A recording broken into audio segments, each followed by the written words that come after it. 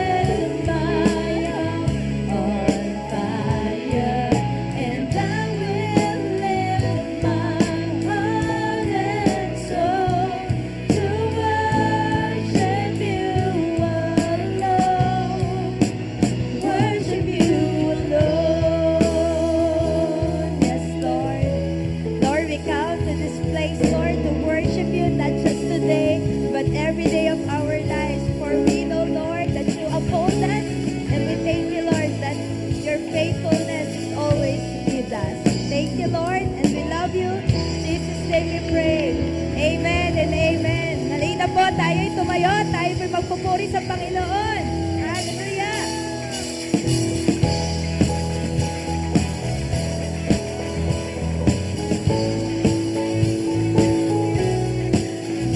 You are holy. You are holy.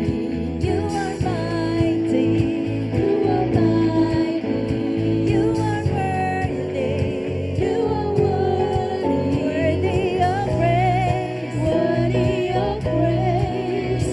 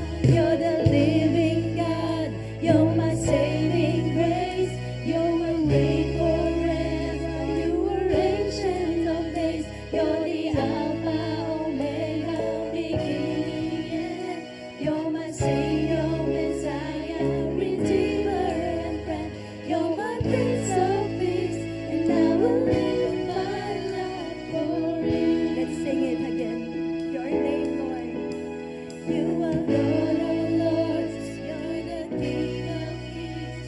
You're a mighty God, Lord of everything. You're Emmanuel. You're the great I am. You're the Prince of Peace.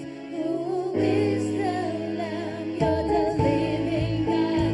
You're my saving grace. You will reign forever. You are ancient of days. You're the Alpha, Omega, beginning and end. You're my Savior, Messiah, Redeemer, and friend. You're my Prince of Peace, and I will live my life for you. You are Lord of Lords. You are Lord of Lords. You're the King of Kings. You're a mighty God, Lord of everything. You're Emmanuel. You're the great I am. You're the Prince of Peace. Who is the Lamb? You're the living God. You're my saving grace. You will reign forever. You are ancient of days. You're the Alpha, Omega, beginning and end. You're my Savior, Messiah, Redeemer, and friend. You're my Prince of Peace, and I will live my life for you. You're my Prince of Peace, and I will live my life for you. You're my Prince of Peace, and I will live my life for you. Yes, Lord, we will live our lives for you because you are our God. You have set us free.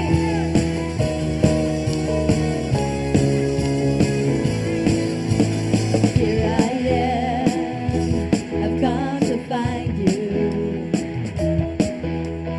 Here I am to see your grace, to bring to you an offering. I have to ask myself one thing: how can I do anything but pray? I pray, yes, Lord. You are God, you are Lord, and you are all I'm living for. You are King of everything. I want my life to praise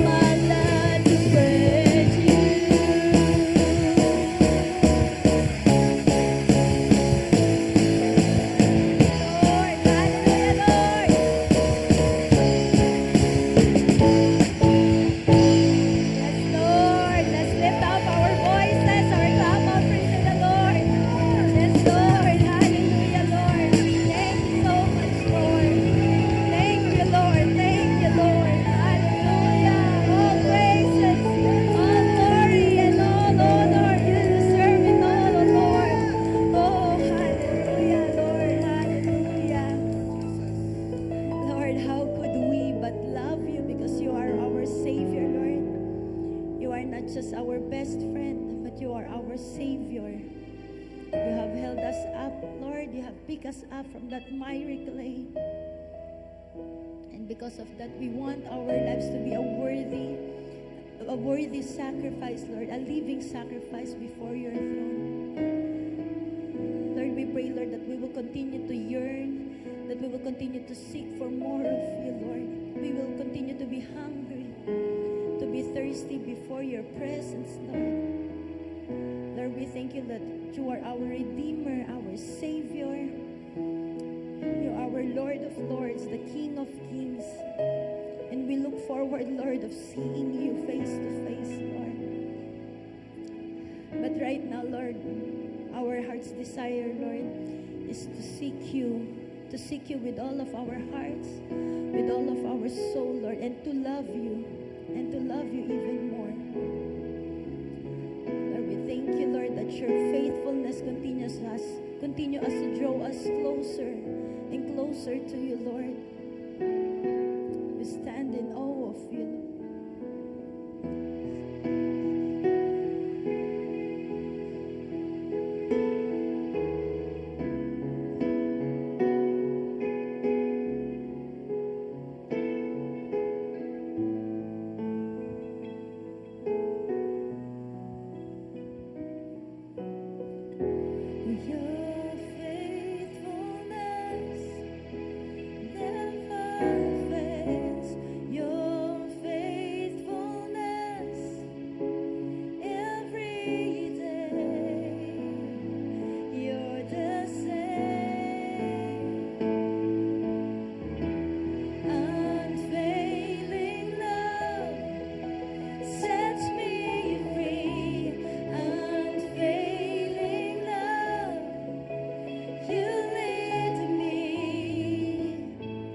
With your hand,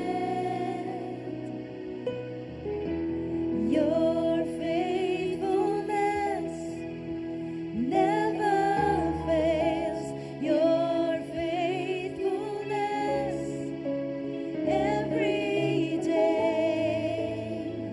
You're the same.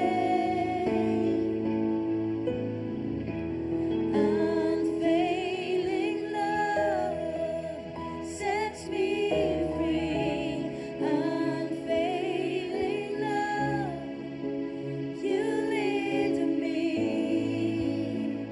with your hand. And all I know, with your arms around me, your face is all that I see. Your love and your grace pick me up and hold me. You alone are holy. For you alone are great in power. You alone are my strong tower. And I will lift my heart and soul to worship you alone. For you alone are my desire. You have set my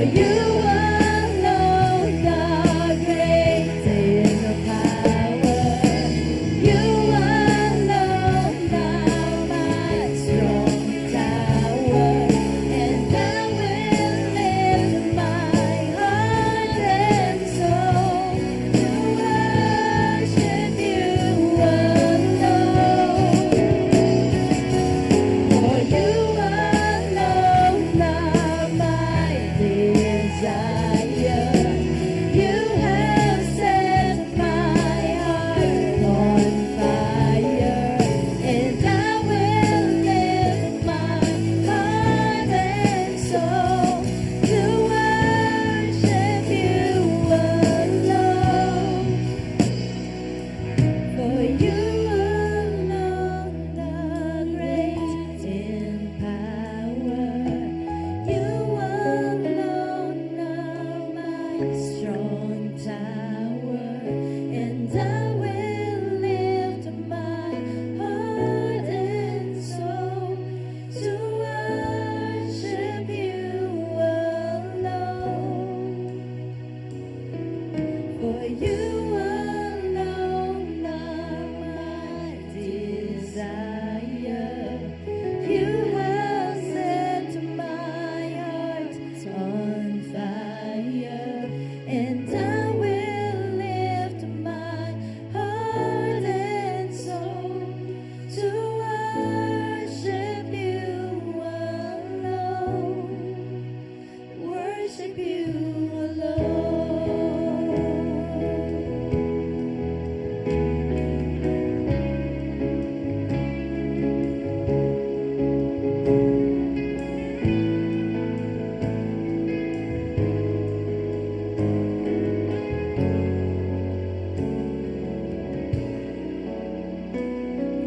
Jesus, beautiful Savior, God of all majesty, risen King, Lamb of God, holy and righteous, blessed Redeemer, bright morning star. All the heavens shout your praise. All creation bows to worship you. How wonderful, how beautiful, name above every name, exalted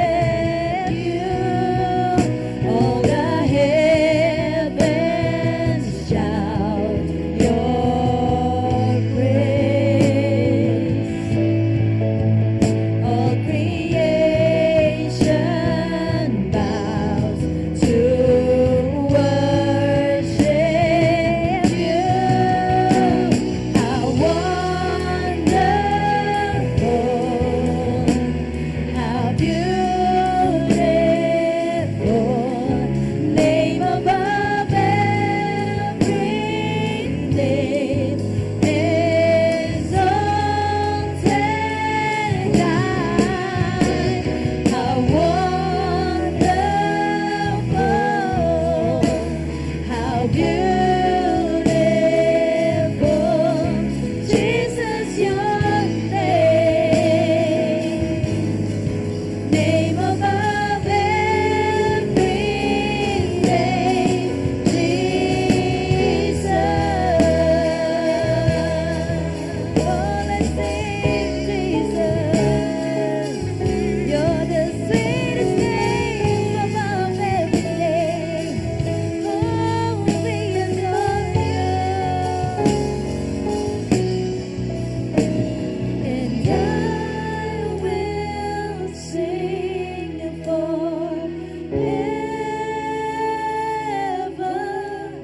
Jesus, I love you. Yes, Lord, we love you. Jesus, I love you. And I will sing forever. Jesus, I love you. Jesus, I love you. And I will sing, and I will sing forever. Jesus, I love you. Jesus, I love you. And I will sing forever. Jesus, I love you. I will love you. Jesus, I love you. How wonderful, how beautiful, name above every name, exalted high. How wonderful, how beautiful, Jesus, your name above every name. How wonderful, how beautiful, name above every name, exalted high. How wonderful, how beautiful, Jesus, your name above every name, Jesus. Let's lift up our voices. Let's open our mouths. Let's just sing of His goodness. Sing of His precious name. Oh, for the wonderful blood that was shed for us. Oh, He has redeemed us. Oh, He has forgiven us of our sins and loved us deeply. And He has accepted us. And He has crowned us with righteousness. Oh, hallelujah. We bow down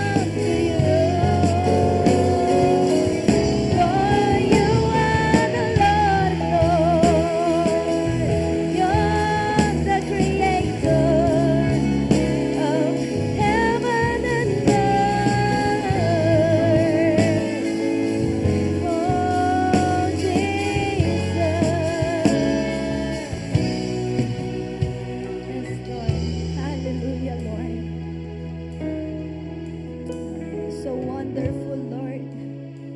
You are our blessed Redeemer, the one who redeemed us, the one who forgave us of our sins. Lord, no one and nothing, Lord, can redeem us but you alone. You alone, Lord. Lord, we know that we cannot repay you for everything that you have done for us. But let our lives, Lord, let us love you more. Let us love you more deeply. Let us love you truly, sincerely, with all of our hearts, with all of our souls, mind, and strength, Lord.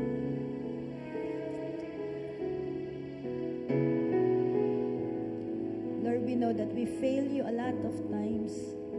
Pero lagi kayo nandyan pa rin, Lord, ready to receive us just like the prodigal son.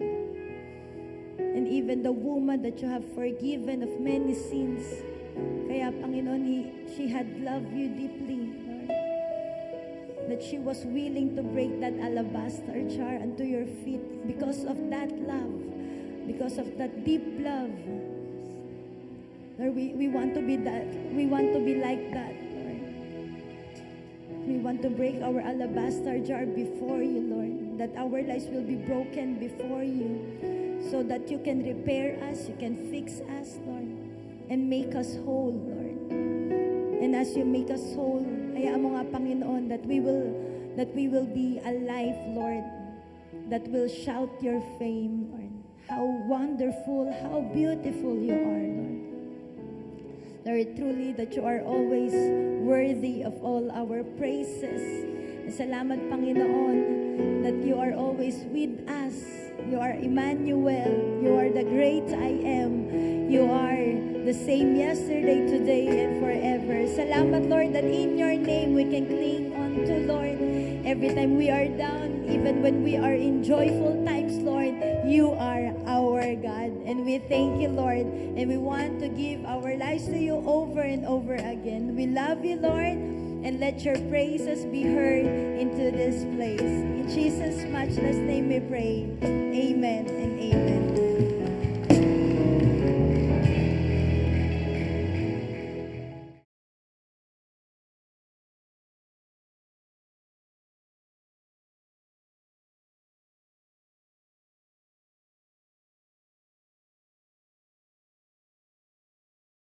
Three, two, one. Kids, handa na ba kayo? Ating hubugin ang ating mga anak na may pananampalataya at panangga sa mga pagsubok ng mundong ito. Kaya't isuot ninyo ang kasuotang pandigma na mula sa Diyos. Sa gayon, makakalaban kayo kapag dumating ang masamang araw na sumalakay ang kaaway, upang pagkatapos ng labanan ay matatag pa rin kayong nakatayo.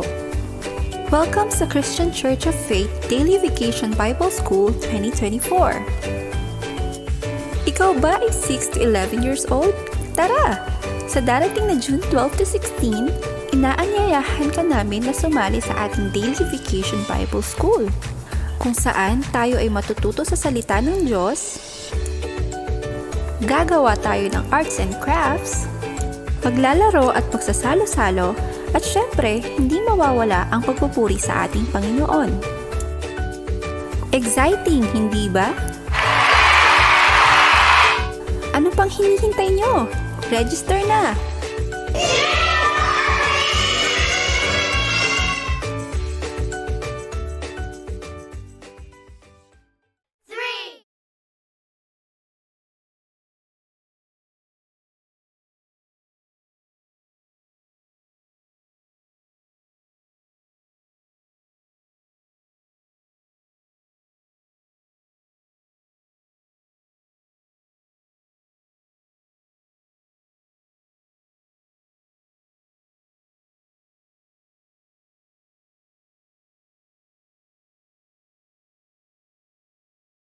Faith Kids ng Daily Vacation Bible School or DVBS po.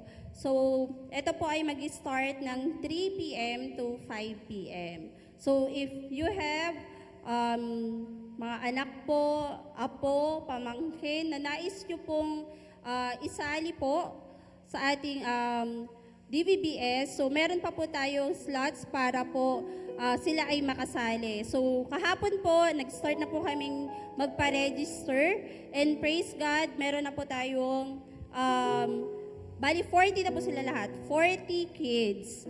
So ang i-accommodate lang po natin is 50. So meron na lamang po tayong 50 slots. So kahapon po tinigil lang namin kasi umuulan. Pero marami pong bata ang gustong sumali.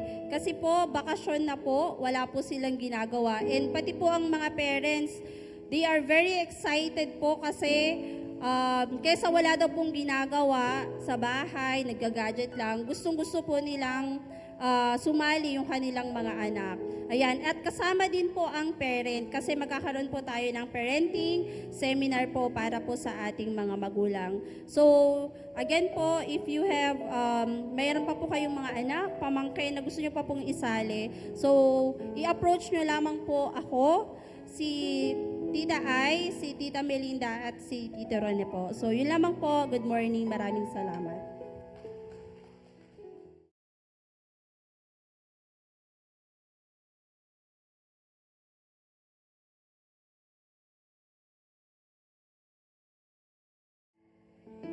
Isa pa nga po, good morning po sa ating lahat! Ayan, mga ganyan po dapat yung sagutan para may energy. Ayan, isang maulang umaga po ulit sa ating lahat. Napakasarap matulog po, no, kasi bed weather. Pero praise God at nandito po tayo upang makapakinig ng kanyang salita at magpuri sa kanya. Amen po ba? Amen. So we welcome you po again sa ating Sunday worship service. And ayun po, may mga konting announcements lang po. Sa June na next week. So halahati na ng taon. So June po, meron po tayong water baptism. Ayan po siya. Last week na po,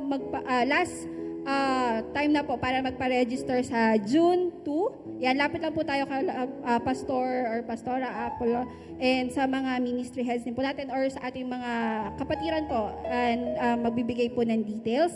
And sa June 8 na po yung ating water baptism. Ayan. And sabi nga po ni Teacher Becca, meron po tayong DVBS. So welcome po lahat dyan yung mga bata.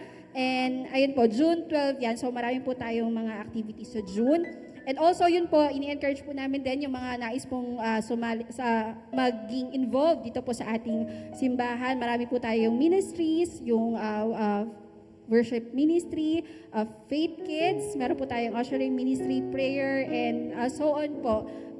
Lapit lang po tayo sa ating mga pastor and sa ating mga kapatiran. And dadako na po tayo sa ating pagbibigay. Ayan. So, sa ating pong pagbibigay, no, why is giving so important in the Bible? So sabi po doon, no, giving has always been a form of worship in the Bible. Amen po ba? Ayun, diba pag nagbibigay po tayo sa ating Panginoon, we worship Him. Ito po yung isa sa mga sa mga pagpapakita ng pag-worship natin sa Panginoon.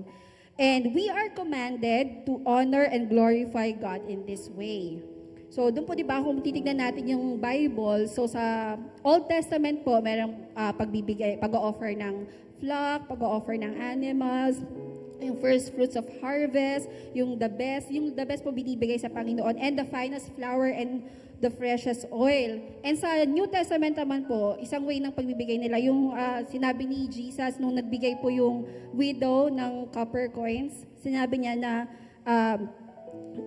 Jesus praises a woman for giving her last because it was all she had. So, kung titignan po natin, no, hindi siya nagmamatter sa laki or sa grabe ng pagbibigay natin. And sabi po doon sa 2 Corinthians chapter 9, verse 6 to 8, sabi po doon, remember this, whoever sows sparingly will also reap sparingly, and whoever sows generously will also reap generously. Each of you should give what you have decided in your heart to give, not reluctantly or under compulsion, for God loves a cheerful giver. So sabi po dun sa verse na yun, no, yung pagbibigay po natin sa ating Panginoon, galing po dapat sa ating puso. Hindi dapat dahil napipilitan tayo or dahil parang napupush lang po tayo. Pero sabi po dun, God loves a cheerful giver. And God knows the hearts behind our gifts. So sa pagbibigay po natin, no, it doesn't matter kung gaano kalaki or gaano kaliit.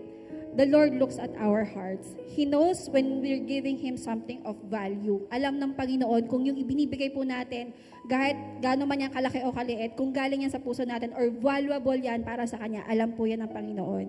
So sabi nga din po si King David po, inofferan po siya ng piece of property para tayuan po ng altar for worship. Sabi niya, nirefuse niya to offer God something that cost him nothing. So sabi niya, hindi ako magbibigay sa Panginoon ng wala namang kahalaga sa akin. So pag magbibigay sa Panginoon, yung mahalaga para sa Kanya. So God doesn't need anything from us, but He is glorified when the Holy Spirit stirs our hearts to give to Him. Natutuwa po ang Panginoon pag nagbibigay tayo sa Kanya is yung galing sa puso natin. And yun nga, the Holy Spirit stirs our hearts to give. So, sa ating pagbibigay po mga kapatid, may we be encouraged na kung ano po yung binibigay natin, dapat po bukal at kagalakan po sa ating loob. And sabi nga po, the Lord may not be looking at the amount of what we give, but He always looks at our hearts. So, ayun po, let us show our gratitude by giving. Tayo po ay magbigay.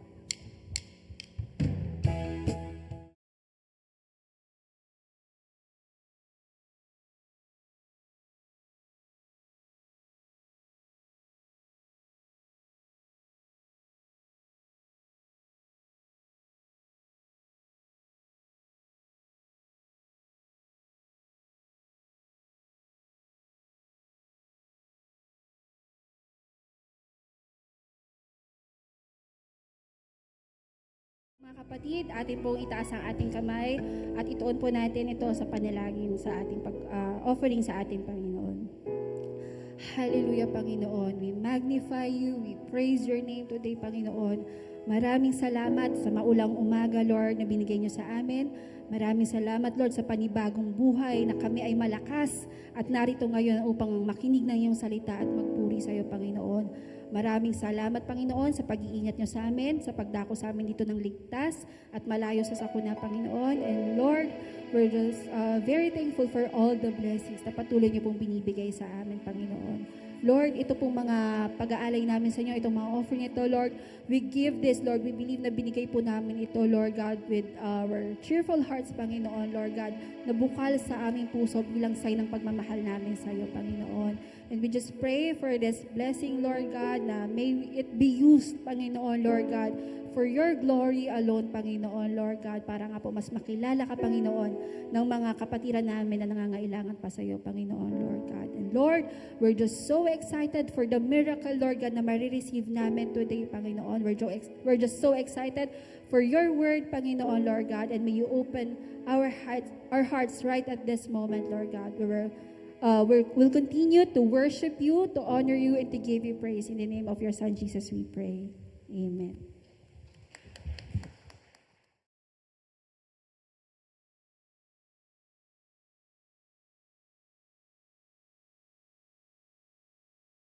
Magandang umaga po sa lahat. Good morning. Can you please turn to your neighbor and smile? Yan. Kasi nakakadala yung ating panahon, ano? But transitioning na naman ng ating season. Sabi ko nga last week, nakpaabot nga nung clicker natin. Sabi ko nga last week, yung season natin, ito na yung papasok na yung tag-ulan. Ano mas gusto niyo? Yung sobrang init o ganyang tag-ulan? Iba-iba po tayo ng no? Pero mabuti po ang Panginoon sapagkat hindi Niya po hinayaan na puro tag-init. Dahil kung puro tag-init ay siya, yung ating mga pananim ay baka sobrang matuyot naman. At naman, hindi naman Niya hinahayaan na puro tigbagyo naman. Sapagkat kung sakaling magaganon, puro baha naman yung ating makakamit. So, there is a season for everything. And we thank God for today. Before tayo magtuloy sa ating mensahe, excited po ba kayo? Amen. Yung iba nasaan na? Yung iba ay umuwi ng probinsya, ang alam ko, pero yung iba nasaan? Siguro nilamig. Nilamig, ano?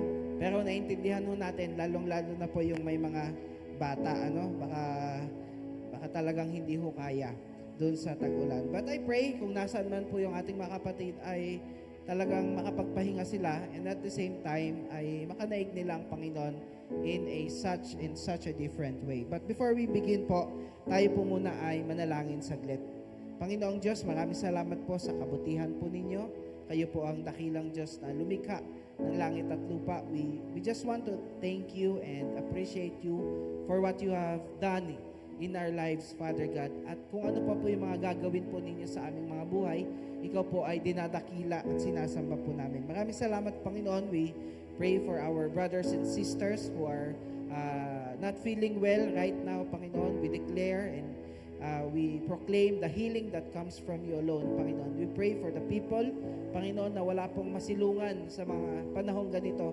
Pinapanalangin po namin, Panginoon, yung mga taong wala pong tahanan, Panginoon. I pray na bigyan niyo po sila, Lord, ng wisdom kung paano sila makakahanap, Lord, ng kanila pong matitirahan, paano sila makakapag-build up, Lord, yung mga wala pong makain sa ganitong panahon. We pray, Lord, that you would provide for them. Use someone, Father God, especially your children, mga anak po ninyo na mga mananampalataya, to reach them out and to share the love that comes from you alone, Panginoon. Lord, sa mga nandirito po, Panginoon, we pray, O Lord Jesus, that you would give us the spirit of wisdom and attentiveness para marinig po namin ang mensahe po ninyo para sa aming lahat, Panginoon. Lord, cover us with your blood. Cleanse us, Father God, with your blood so that we can be ministered upon by your Holy Spirit. Maraming salamat po, Diyos. Salamat po muli sa lahat. Kayo po ang aming itinataas sa matamis na pangalan ni Jesus. Lahat po magsabi ng Amen and Amen. Palakpakan po natin ang Panginoon. Thank you, Lord. Hallelujah! Thank you, Lord. Thank you, Lord Jesus. Napakabuti po ng ating Panginoon. Napakabuti po ng ating Panginoon. Amen po ba? Amen. So, this would be our last Sunday for our series, Close Encounter.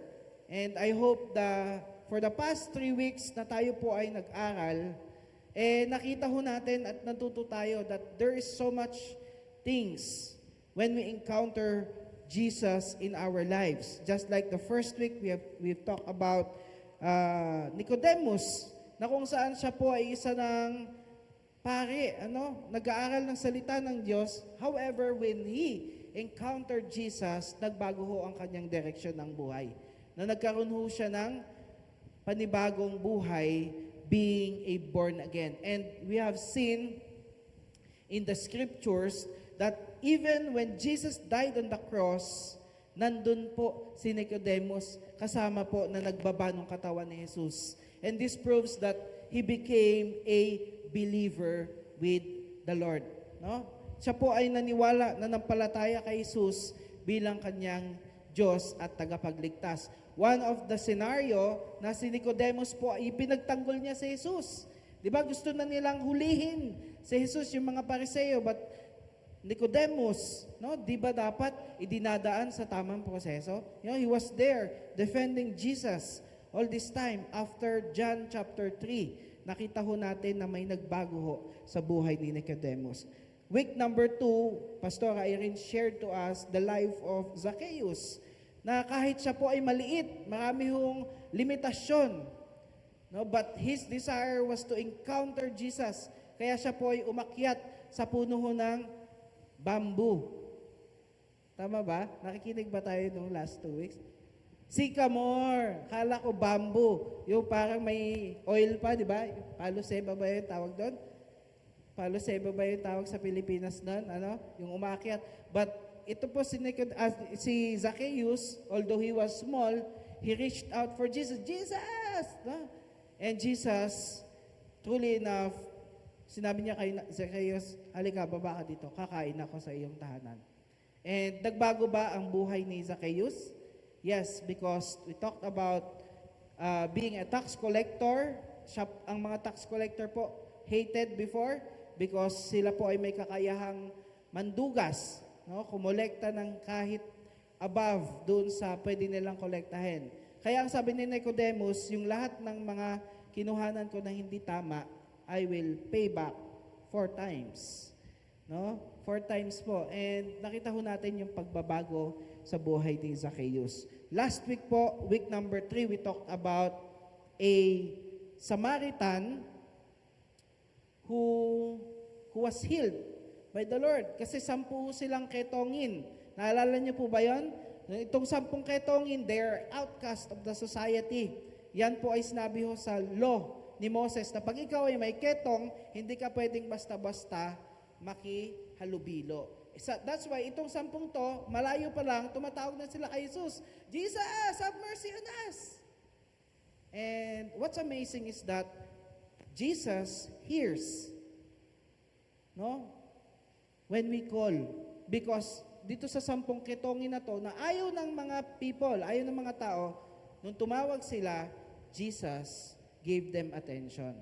And sa ating mga tao po, let us not forget to call upon the name of Jesus kasi tayo po ay naririnig ng ating Panginoon. Amen po ba doon? So yung 10 ito, pinagaling sila ng Panginoong Hesus and lahat sila nagsihayo na one of them came back. And this is the thankful Samaritan. So lahat po sila, they were healed physically. But the difference is that this one Samaritan na bumalik kay Jesus, he encountered Jesus in a different way. Hindi lang siya na-healed sa kanyang physical na pangangatawan, siya po ay na-heal sa kanyang spirit, sa kanyang soul. And truly enough, this person worshiped the Lord. Diba? Naalala niyo po yun nung siya po ay lumuhod sa harapan ni Jesus. At hindi ho basta-basta nagpapaluhod. Ang mga anghel sa Diyos lamang nagpapaluhod because God deserved to be worshipped. And this Samaritan kneel down before the Lord. Nagpakumbaba siya and he worshiped Jesus. And truly enough, I believe na ito pong taong ito ay nakakilala din sa ating Panginoong Hesus. The title for our message for tonight, for this afternoon, ay parang prophetic para magkaka-afternoon service na tayo May evening pa, no? So this morning, ayan. So the title of our message this morning is The Last Moment. Ayan. And bakit the last moment? Bakit kaya the last moment? Because we will talk about someone who encountered Jesus at the last moment of his life. Sa kahuli-hulihang panahon, oras, minuto ng kanyang buhay, he encountered Jesus in his life. But before we dig in sa ating pag-uusapan, maikwento ko lamang doon sa mga nakakalam, nagkaroon kami ng pet na aso before. And ito pong aso na to ay golden retriever. So medyo malaki-laki po siya. No? Mabait po ang mga golden retriever. Bailey ho ang kanyang pangalan. So Bailey was with us and okay naman ho hanggang sa dumating ho yung pandemic. And during that pandemic, si Bailey po ay nagkaroon ho ng karamdaman. And alam nyo naman ho yung sitwasyon during the pandemic, medyo limitado ho yung pasok ng ating income. Kasi nga po, bawal ang events, so most likely, ang huhugutin lang namin yung aming mga ipon. No? At saka, syempre, yung mga blessing ng Panginoon. And may blessing sa amin ng Panginoon during that time kasi ho si Apple nagbuntis. No, nagbuntis ho siya. Tawa-tawa dyan. Yung ikatlong anak po namin which is si Queen Esther. So sabi ko, paano to? Kasi lalabas na si Queen and meron kaming expenses. So sabi ko, we have to let go. Sabi ko, hanap tayo ng mag-aalaga kay Bailey. So we searched and praise God at meron pong kumupkop kay Bailey and siya po ay pinagamot.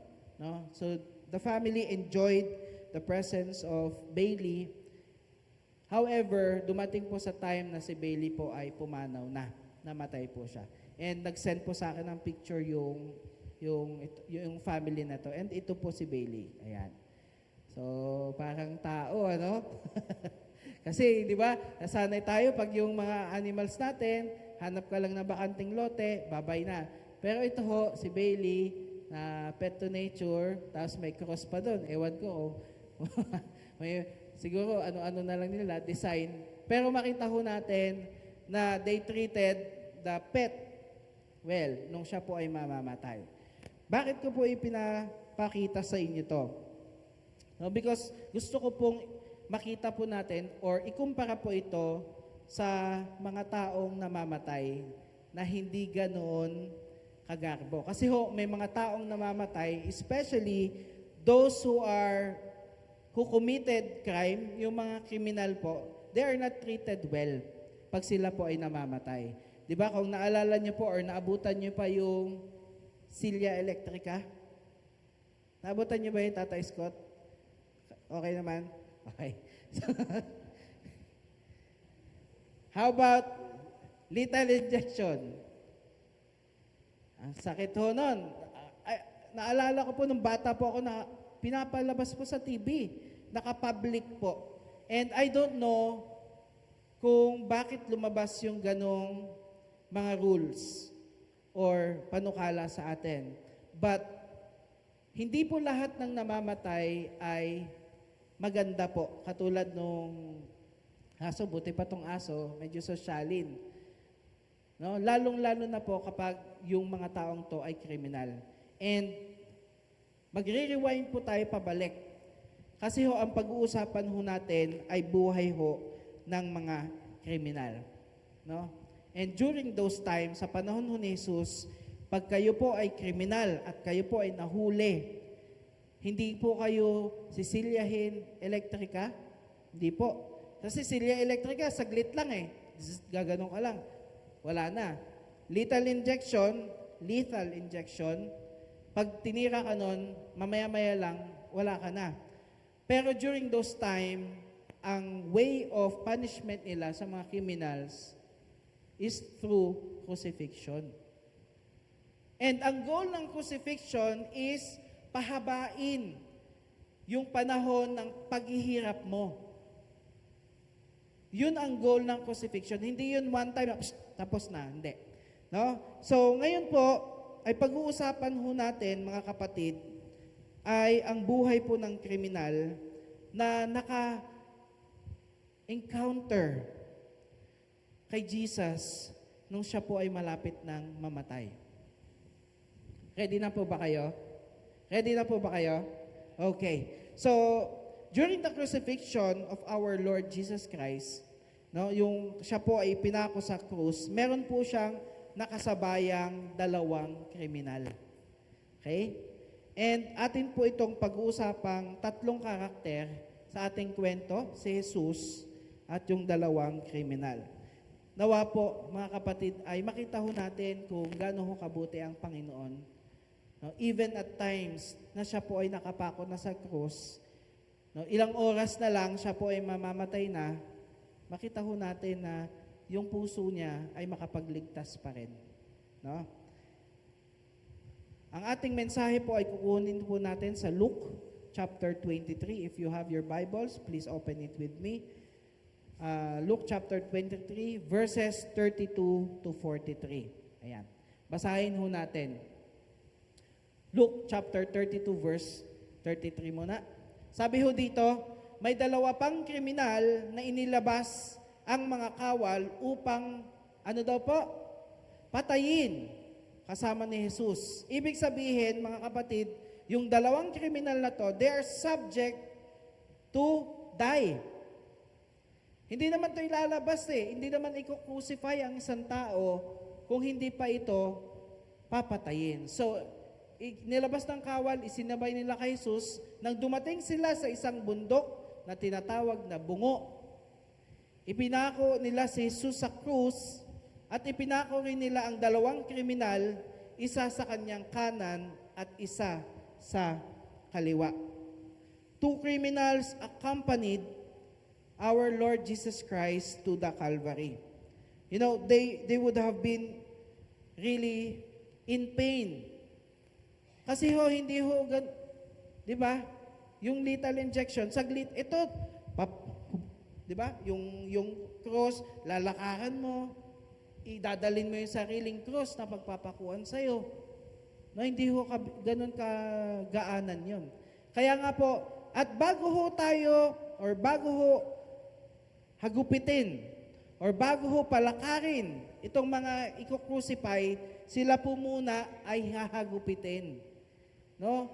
Wawasakin muna yung likod, ganyan, ifa-flagging po sila. Kaya ikaw, maglalakad ka, wasak-wasak na yung likod mo. At saka pagod na pagod ka na. No? And ito po, mga kapatid, ay hindi dito lang hanggang sa kanto. Hindi po. When a person is being crucified, study shows that from the palace of Pilate, sa palasyo ni Pilate, kung saan ho nagaganap yung flagging, no, yung paglalatigo sa katawan, ang ruta po niya ay yung pinakamalayo. Hindi yung shortcut. Gusto po nila kasi, during that time, na makita ng mga tao at magdala ng takot sa mga ito na wag gagayahin or wag tutularan. Kaya ito pong dalawang ito, kasama po si Jesus, bago sila dumating sa bundok ng Golgotha or sa tinatawag na bungo, bago sila ipako sa krus, laspag na ho ang kanilang mga katawan. Okay? So, when we talk about crucifixion, it means to die upon the cross. No? Mamatay sa cross ng Kalbaryo. And sabi ko nga po sa inyo, hindi lang ho physical na pangangatawan yung pinagdadaanan ng mga to, pati ho emotional. Pati ho yung mga curse. Pagmumurahin ka, iko-curse ka ng mga tao, ikaw magnanakaw ka, karapat-dapat ka. No? Dapat ka mamatay kasi kriminal ka. So lahat ng verbal abuse ay maririnig mo during the time of crucifixion. And pagdating ko sa tuktok ng bundok, yung mga subject for crucifixion, sila po ay huhubaran. They will be stripped, naked, and they are nailed to the cross by their hands and feet. No? Sila po ay ipapako sa cross, sa kamay, at sa kanilang mga paa. And the cross was allowed to fall violently into a hole. So, di ba, mabigat ho yun. So, ang gagawin na nila, maghuhukay ho sila ng butas. At kapag naipako na ho, yung mga kriminal na ito, itong mga i-crucify, itatayo ho nila yung cross nang walang suporta. So, ibig sabihin, yung cross, pag medyo malalim, gaganon ka, yung katawan mo, sasama doon, kasama ho yung pagpako sa'yo. No? The crucified person will be left. Iiwanan po sila for how many hours? How many days to die? Because ang gusto po ng mga Romano during that time is sila po ay mamatay sa sakit, mamatay sa uhaw, mamatay sa gutom. Imagine niyo po, laspag na yung katawan mo, gutom na gutom ka, hindi ka naman makakain. Gusto mo nang uminom, hindi ka rin makainom. No? Ang goal po nila is to exhaust the person to death. No? At hindi po katulad ng napapanood po natin sa television na nung ipinako or na-crucify, one time, big time, tapos na. Hindi po. May mga pagkakataon ho talaga na ilang araw ang lilipas bago tuluyang mamatay yung mga taong kino-crucify. At itong klase ng kaparusahang ito, mga kapatid, ay sobra-sobrang pagpapahiya, no, sa mga ikino-crucify. Kaya ayaw ho ng mga Romano, if you are a Roman citizen, hindi ka pwedeng i-crucify kasi sobrang nakakahiya. Dadaanin ka sa ibang klase ng paghatol. Pero ang mga kinu-crucify lang ay hindi mga Romano. So, mga kapatid, gusto ko lamang po maipakita sa inyo kung gaano ko kabigat yung senaryo ni Jesus at nung dalawang kriminal. Kaya ko po ito kinukwento sa inyo.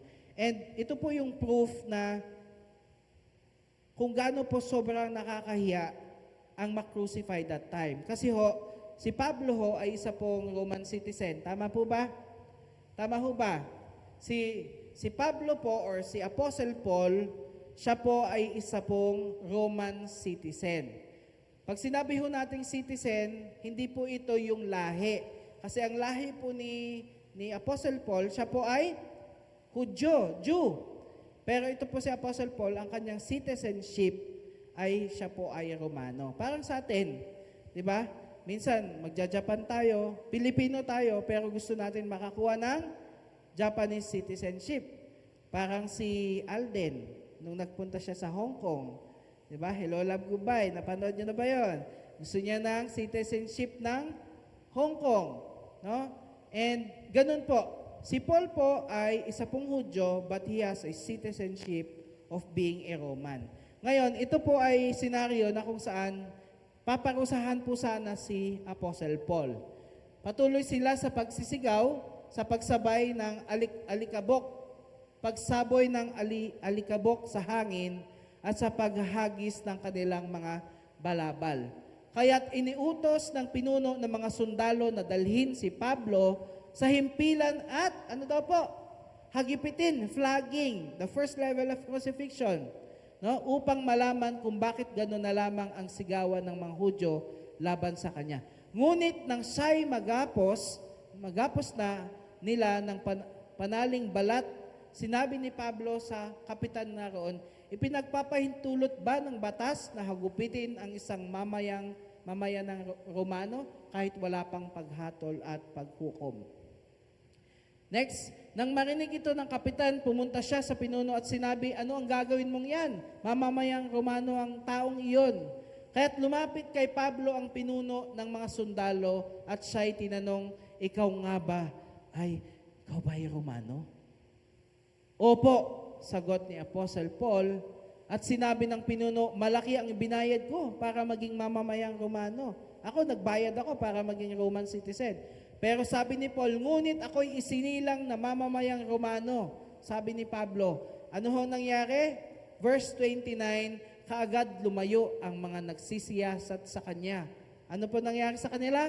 Natakot din ang pinuno ng mga sundalo sapagkat ipinagapos niya si Pablo, gayong ito pala ay isang Romano. You see? Romans are not allowed to be crucified. Why? So much disgrace. And here comes the three person in our story, Jesus and the two criminals na sobrang kinahihiyan. The point here is that crucifixion is only for those who are lowest of low. Talagang wala ng pag-asa. Imagine, mga kapatid, Jesus suffering, yung kanyang pinagdaanan, yung bagay na ito, crucifixion, kahit na wala naman siyang ginawang kasalanan. And I'd like us actually to appreciate what Jesus did on the cross. Bakit?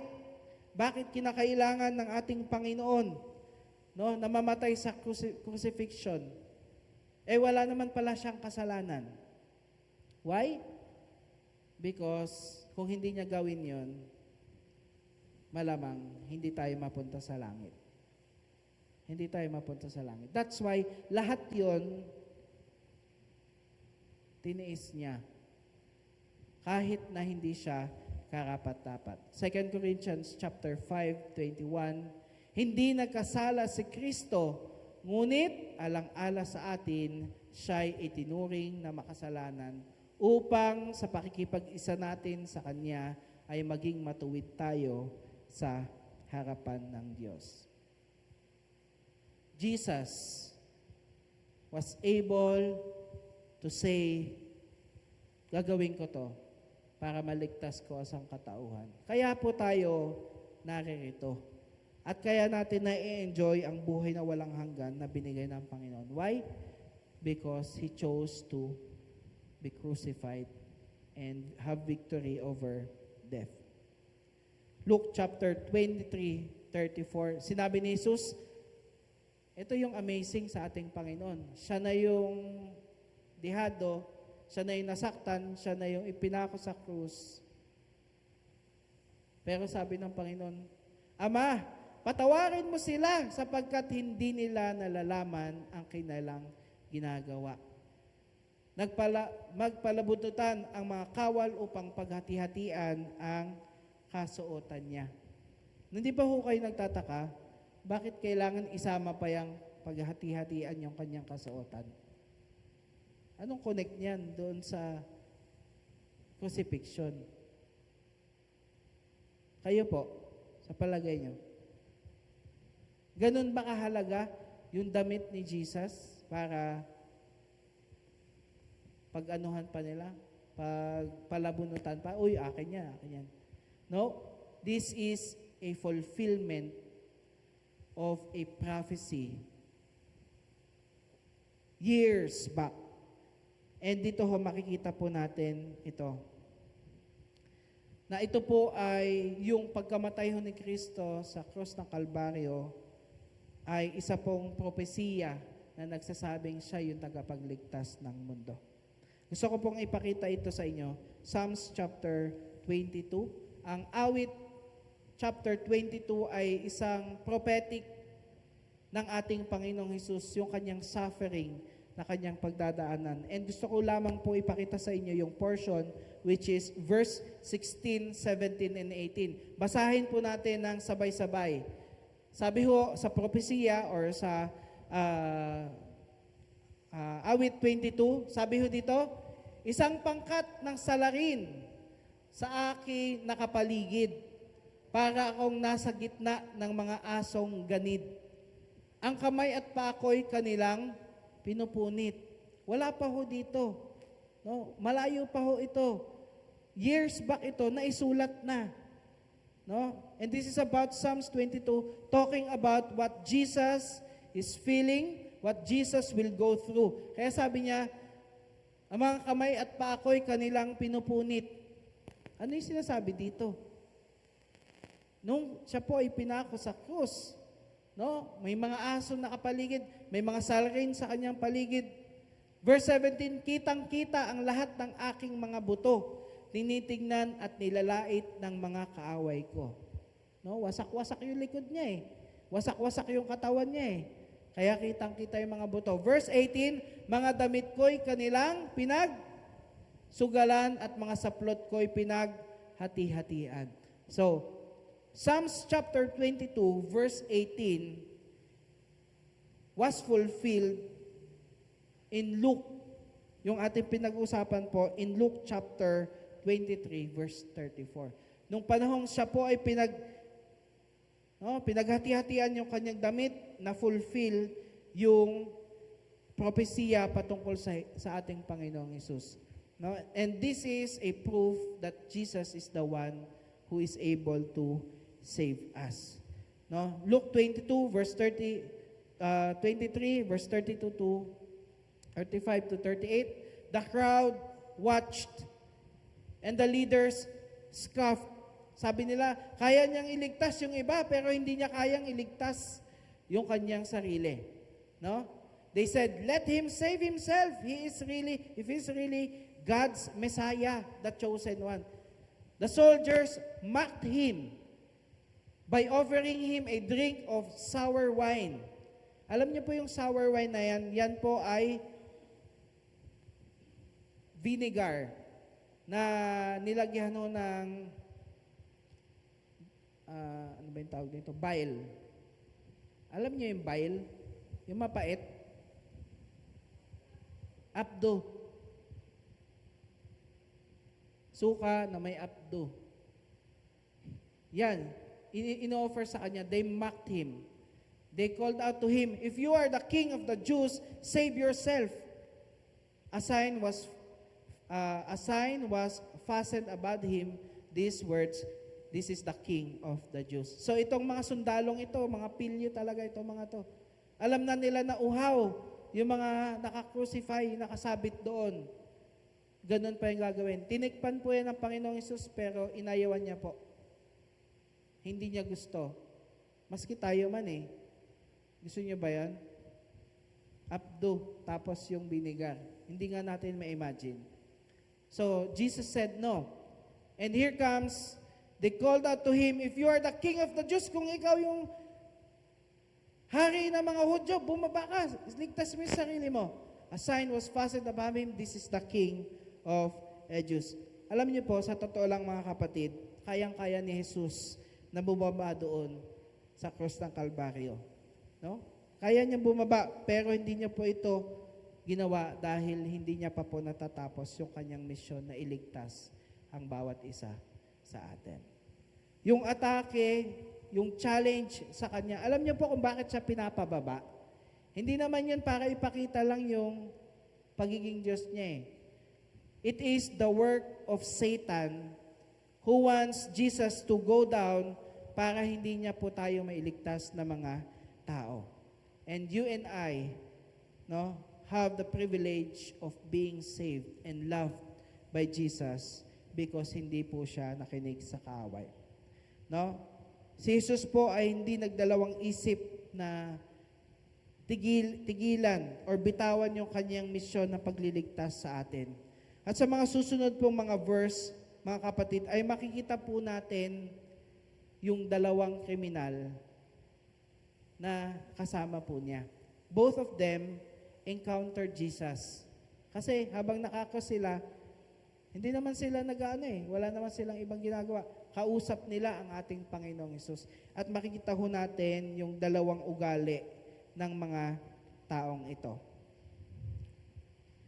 But before we go to that criminal, na-appreciate po ba natin yung ginawa ng Panginoon sa krus ng Kalbaryo? Imagine yung kanyang pinagdaanan, no?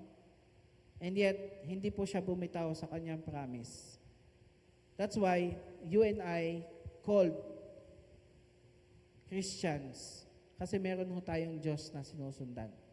Hindi po siya tumigil, even when He died, He rose again. Pero dito po, tignan ho natin yung last encounter ng mga kriminal na ito. Luke chapter 23, verse 39 to 43, tinuya rin siya ng isa sa mga salaring nakapako sa tabi niya. At sabi niya, hindi ba ikaw ang Kristo? Iligtas mo ang iyong sarili at pati na rin kami. Itong isang kriminal, pagkalakas-lakas ng loob, nakutsain pa ang ating Panginoon. Inuutusan ba naman si Jesus? Di ba? Di ba ikaw si Kristo, iligtas mo yung sarili mo, iligtas mo rin kami. Medyo may pagka-maangas, mayabang itong isa. Verse 40, ngunit, ito na yung isa, pinagsabihan naman ito ng kanyang kasama, wala ka na bang takot sa Diyos? Sino po yung pinapatunguhan itong magnanakaw na to, na Diyos? Si Jesus. Ibig sabihin, yung katabi po, yung isa po, yung pangalawang kriminal, ay ina-acknowledge si Jesus bilang Diyos. Wala ka na bang takot sa Diyos? No? Ikaw ay pinapasakusahan din tulad niya. Tama lamang na tayo'y parusahan, sabi nung isa, ng ganito dahil sa ating mga ginawa. Ngunit ang taong ito'y walang ginawang masama. The criminal who was there hanging acknowledged that Jesus is sinless and He is a God. Verse 42, bakit parang nawala yung 41 ko? Ayan. 42, at sinabi pa nito, Jesus, alalahanin mo ako kapag nag-ahari ka na. Ano ang sagot ni Jesus? Sumagot si Jesus, sinasabi ko sa iyo, isasama kita ngayon sa paraiso. This criminal, at the very last moment, wala na eh, no choice na siya eh. Inaantay na lang niya yung kamatayan niya. Tama, mali. Hirap na siya, mamamatay na lang siya. Pero tignan niyo yung nangyari. Because he put his faith on Jesus, that He is a God, and He is the Savior of this world. Sa kahuli-hulihang hininga, oras ng kanyang buhay, siya po ay naligtas. Ano yung lesson sa atin dito? Ano yung makukuha po natin dito? not too late. Para ayusin yung ating buhay, para sundin ang ating Panginoon. Yes, may mga nagagawa ho tayong pagkakamali sa ating buhay. Desisyon, mga palpak na mga plano, even yung mga hindi nakakalugod sa Panginoon, ay minsan, nadadala ho tayo. Tama ho ba mali? Partida yon, hindi ho tayo nahuhuli pa. Ito, no choice na siya. Mamamatay na lang siya. Pero when he met and had a close encounter with Jesus, sabi niya, Jesus, sabi niya, wag mo, alalahanin mo ako. Sabi sa ibang version, wag mo akong kakalimutan pag naghahari ka na. And Jesus said, today you will be with me in the paradise. Ngayong araw na ito, isasama kita sa paraiso. Ang tanong,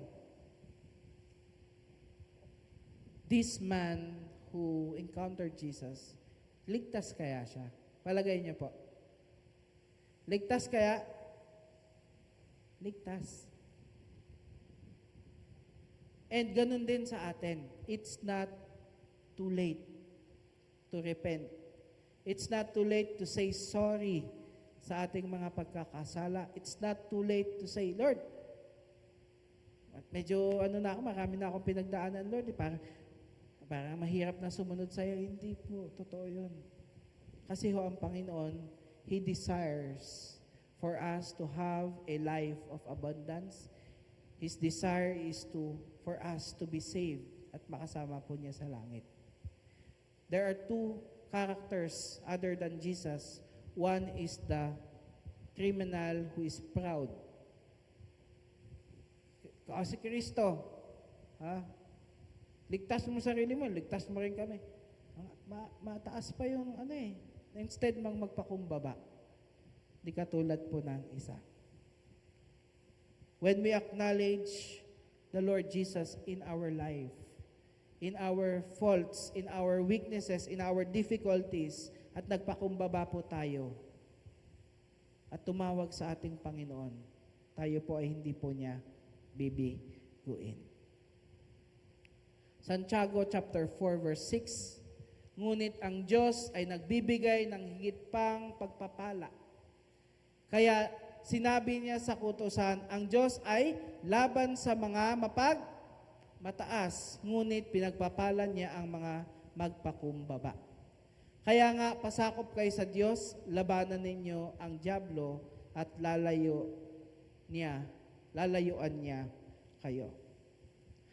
No? The person who encountered Jesus at the last moment of his life experienced freedom.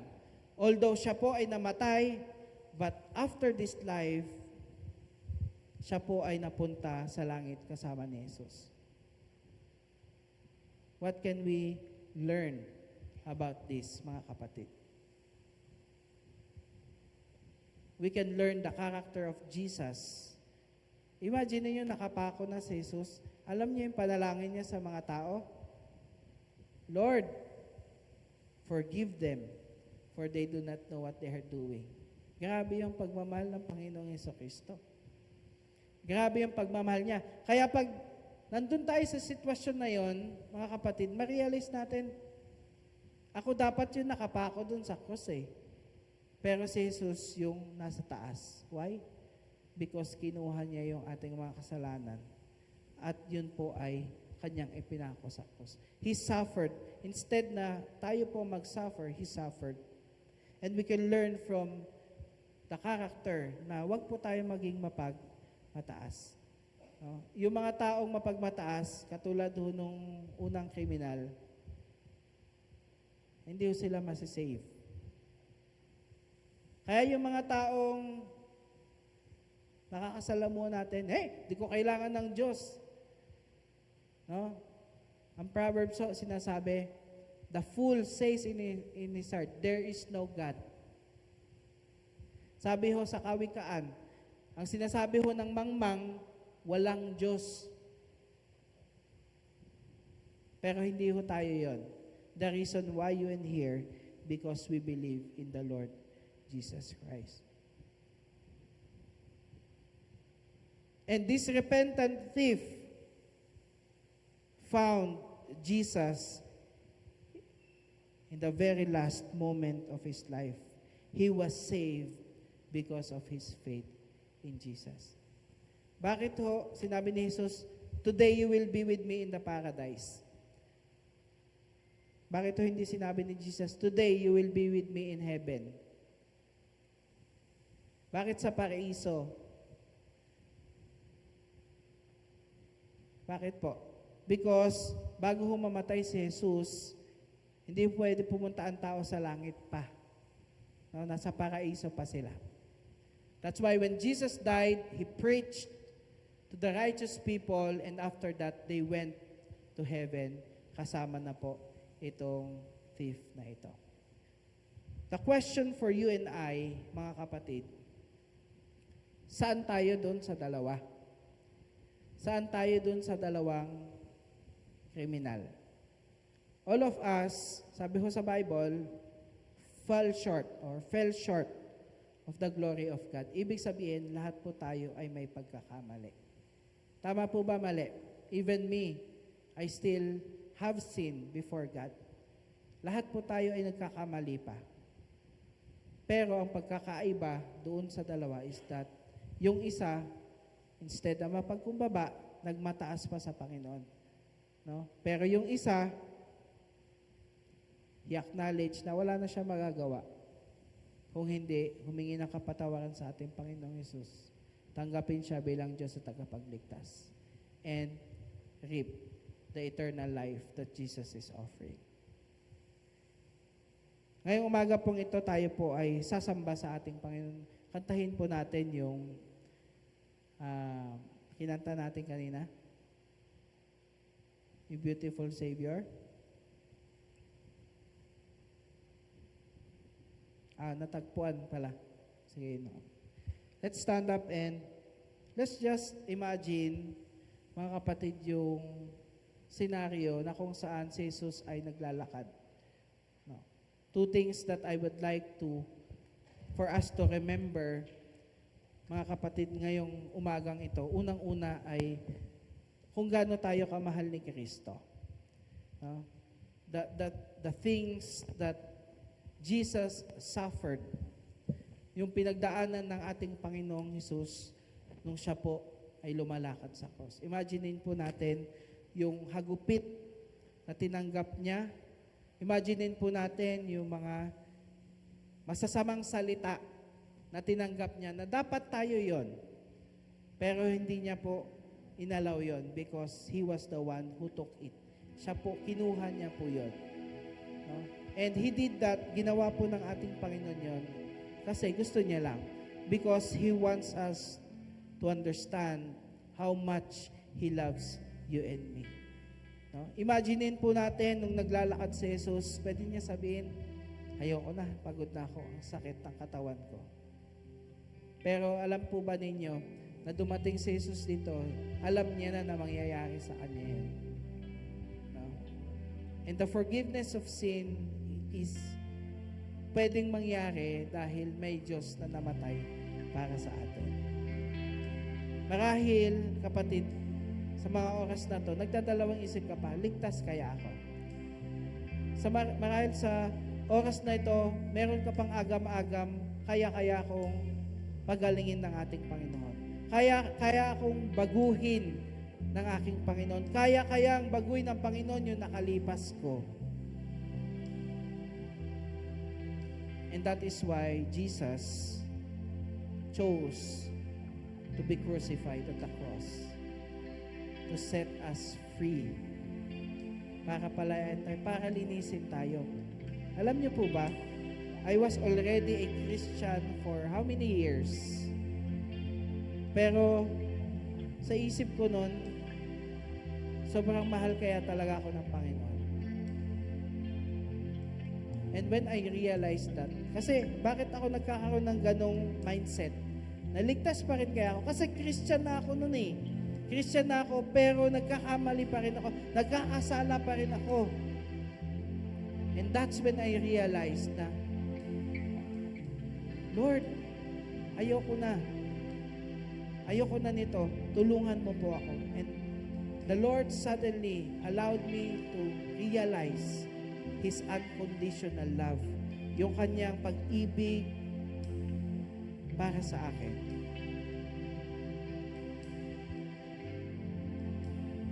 Atin pong awitin yung kantang ito.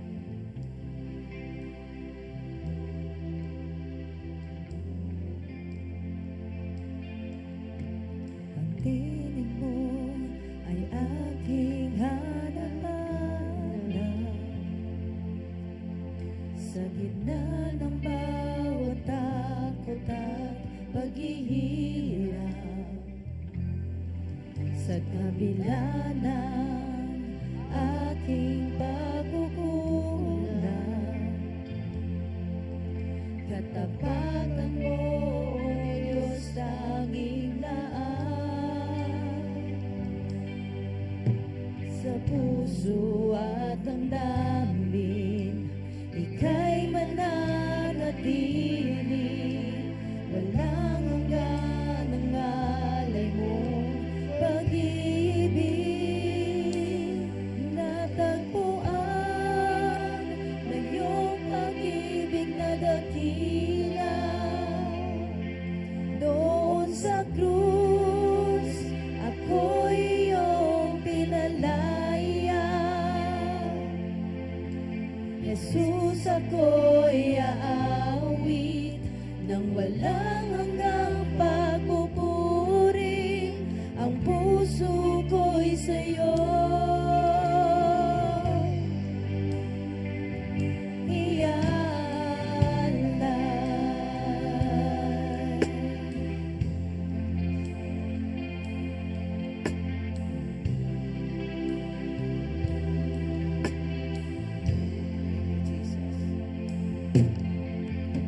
Panginoon, Ikaw ang kagapay. Kabutihan mo sa akin di nakukulang. Thank you, Jesus. Panginoon, Ikaw lang ang kailangan. Magpakailanman sa'yo ako'y mananahan. Sa puso at ang damdamin, ika'y mananatili. Walang hanggan ang alay mo. Thank you, Jesus, sa buhay na ibinigay mo sa cross Ako'y para sa atin. natagpuan ng iyong pag-ibig na dakila. Doon sa krus,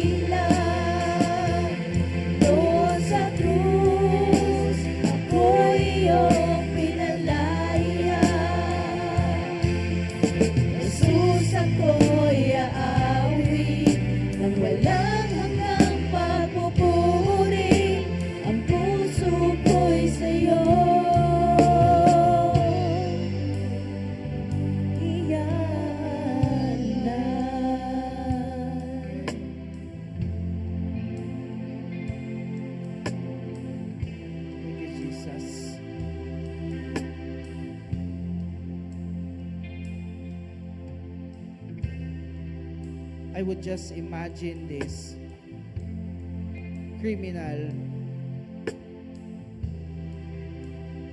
the one who acknowledged him as our Lord and Savior. And can we just imagine ourselves na tayo yung nasa tabi ni Kristo? Sinasabi na, Lord, I'm a sinful man. I'm a sinful woman. I have done things na hindi nakakalugod sa inyo. Inside, outside, the family, may nakakaalam, ako lang nakakaalam. Private, public, I have sinned against you. But as you look unto Jesus,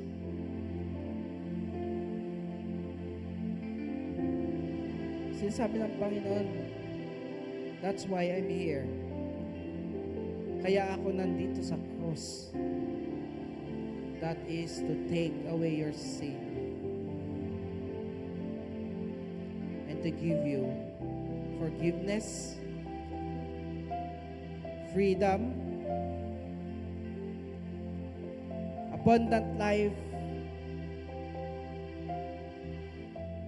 and everlasting life.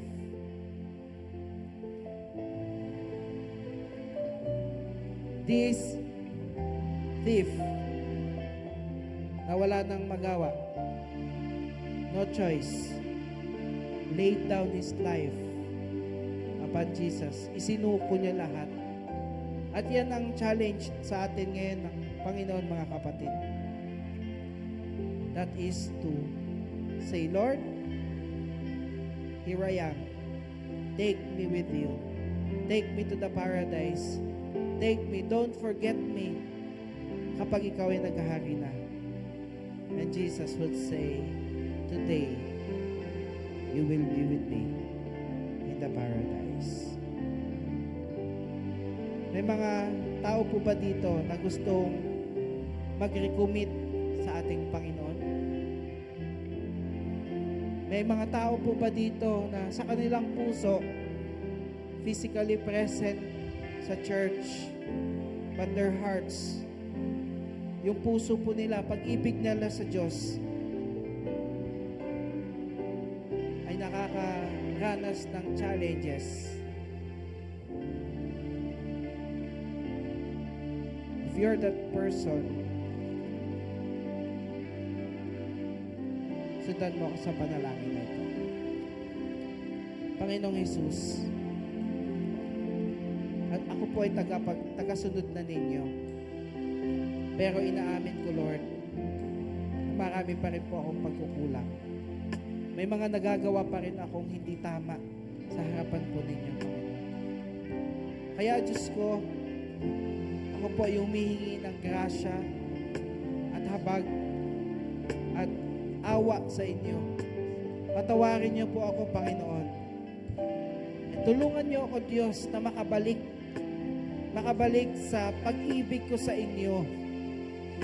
Tulungan niyo ako, Panginoon, na ma-reignite yung apoy, yung kauhawan, kagutuman sa iyong salita, para lalo akong lumakas muli.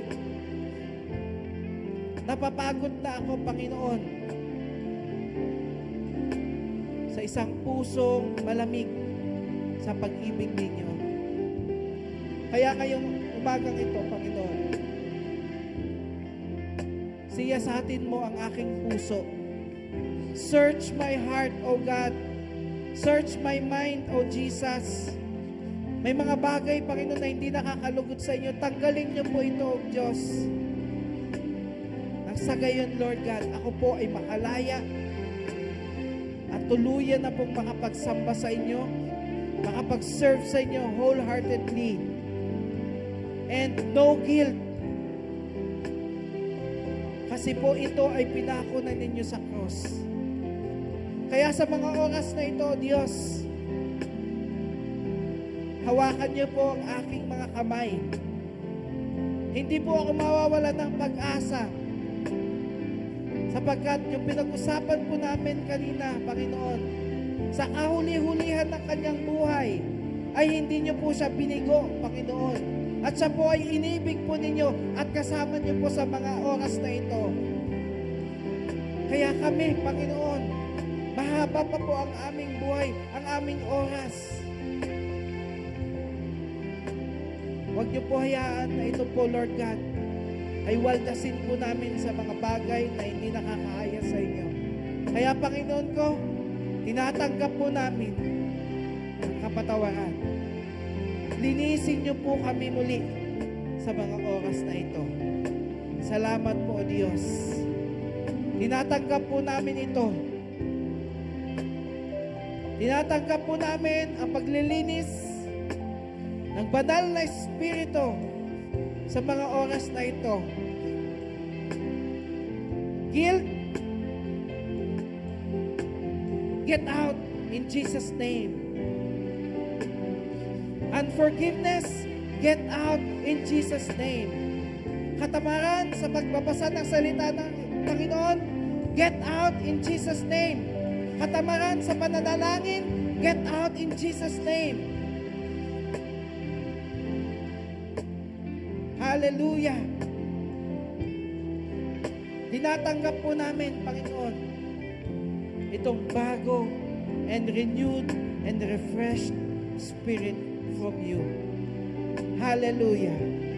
Thank you, Jesus. We glorify you. Hallelujah. Let's sing once again before I close in prayer. Natagpuan. Ako'y natagpuan ang iyong pag-ibig na dakila. Doon sa krus, ako'y iyong pinalaya. Jesus, ako'y aawi ng walang hanggang pagpupuri.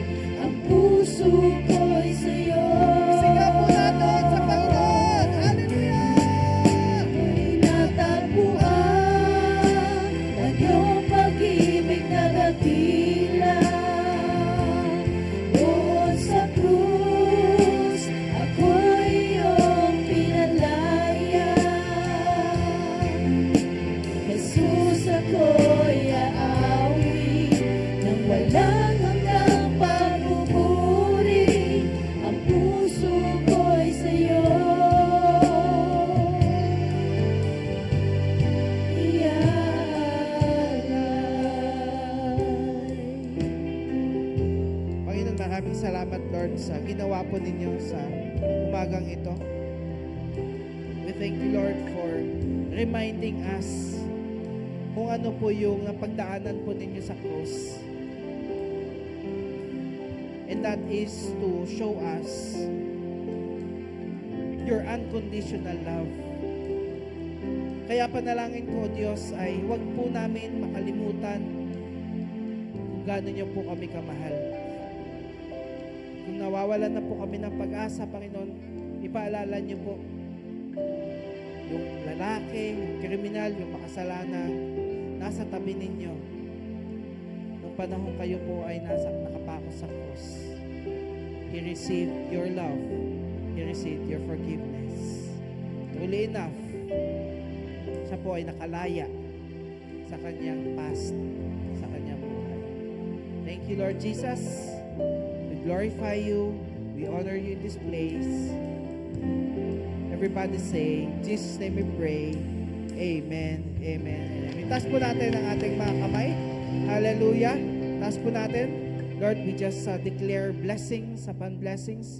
Prosperity that comes from you. Blessings, Lord, that glorifies your name. We declare that we will be salt and light into this world. We pray, Lord, that sa paglabas po namin ay protection po ninyo, protection ng inyong banal na dugo, Panginoon, ang pumasa amin, Panginoon. Maraming salamat, O Diyos. Maging productive po kami ngayong linggong ito, Panginoon.